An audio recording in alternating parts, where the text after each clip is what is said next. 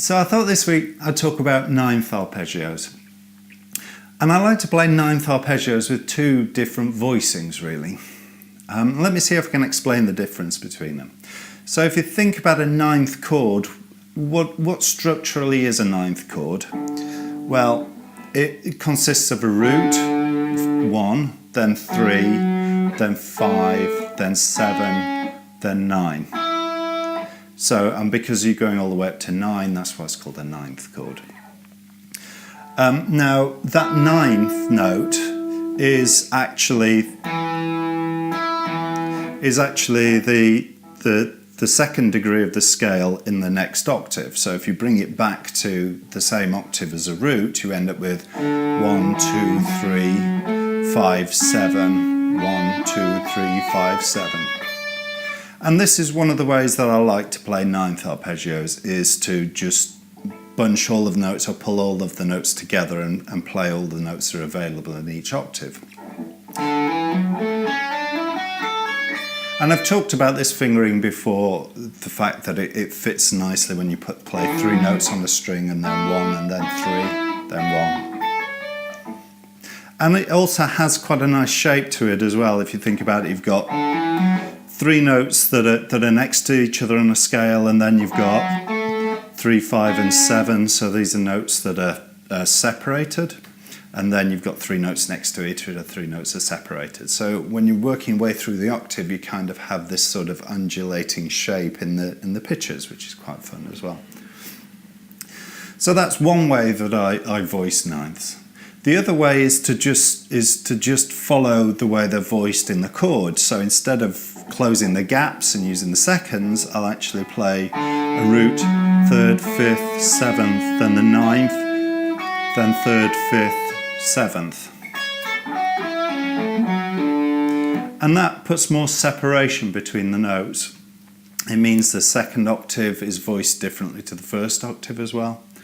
But actually what you end up with is a shape that is very similar in terms of structurally how you play it to the 7th arpeggios. So there's my major 7th in this position, and here's my major 9th in this position. So you have that extra colour note, which is the 9th note. But because of that, because these are very structurally similar to 7th arpeggios, that means you can use all of the licks that you may have learned based around the fingering of 7th arpeggios. So that's one benefit to these. The other benefit is that the notes themselves are quite nicely separated on the strings, which means that these are particularly good arpeggios if you want to learn to play arpeggios with a legato technique. So what I thought I'd do this week is just focus on these shapes, just working my way up all starting on the A string and just working my way up the neck, going through each of the different arpeggio shapes in turn, and just show you how to play them with a legato technique. So let's zoom in, and we do that now.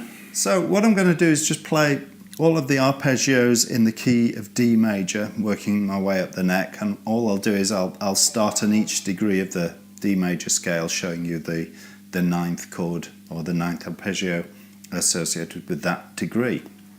So I'm going to start with the D, which is the 5th string, 5th fret.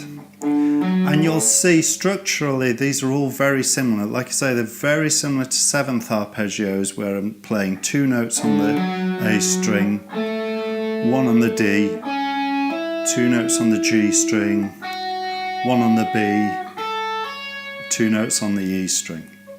And like I say, it's quite a useful shape to just try and see if you can play them legato. So just see if you can play with a hammer on, which is why I've got distortion on actually. That allows me to manage the legato that much more easily. So all I'm doing is I'm hammering on the first 2 notes, 5th string, 5th fret, 9th fret on the A string, then 7th fret on the D string, and with the thumb of my right hand I'm just managing my string dampening as well, actually. So you can use the heel of your hand as well, but the idea here is to just track that arpeggio across So you're controlling all of the strings that you don't want to sound.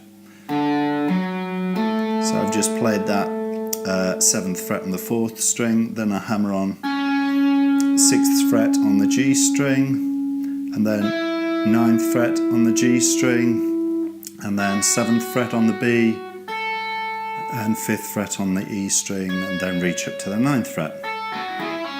And that's the arpeggio.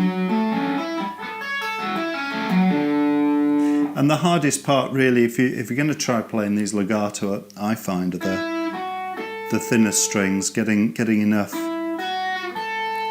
power to find those. So that's a useful little exercise if you want to build up your arpeggios. Just focus on this top set of strings and just see if you can get the volume out of them. So anyway, so that's D major 9th. The next one up, based on the E, which is 7th fret on the 5th string, is E minor 9th.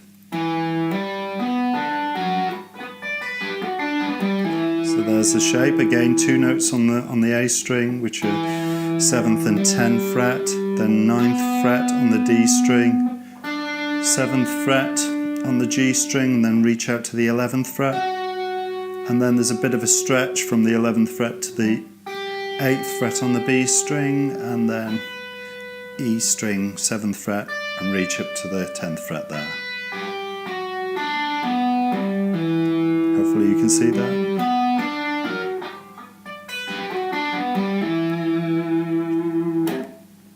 Okay, so that's E minor 9th. Next one up is F sharp minor 7 flat 9.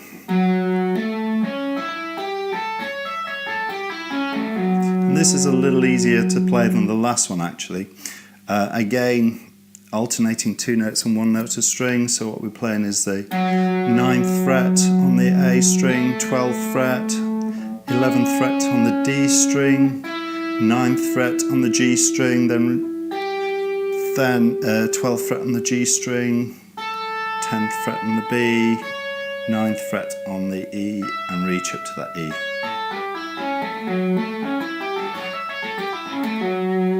So that fits a bit more nicely into the hand. So that's F sharp. Then next one up is G. So this is G major 9th. So it's exactly the same shape as we did for D down here. But obviously we're starting on the 10th fret now. So 10th, 14th, 12th, 11th, reach up to the 14th, 12th, 10th, 14th.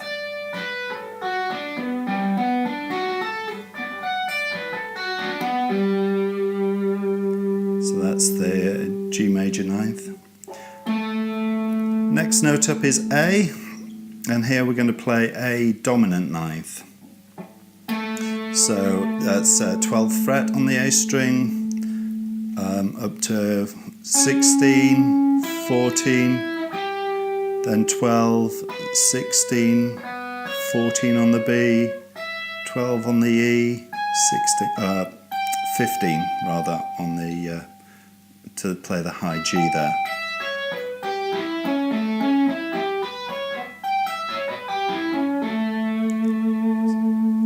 So that's the A dominant 9th. Moving up, the next note is B, so this is going to be B minor 9th again. And just like we played earlier around the E, it's the same shape again, but starting on the 14th, 17th, 16th, 14th, stretch out to 18th, is that? Then to 15th, 14th, 17th, and then back down again.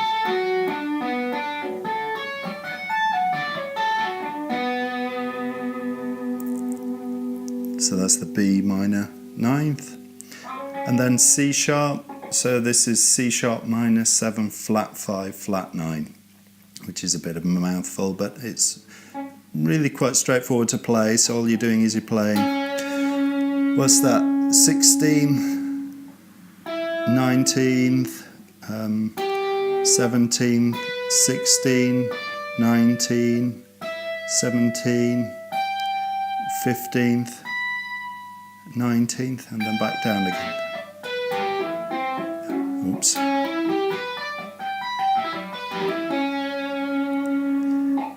And then you're back up to D again at there. So that's it. Hopefully that was useful for you. Good fun shapes to play with, great fun to play with the legato technique, as I say. Give it a try and see how you get on. And we'll chat next time. Goodbye.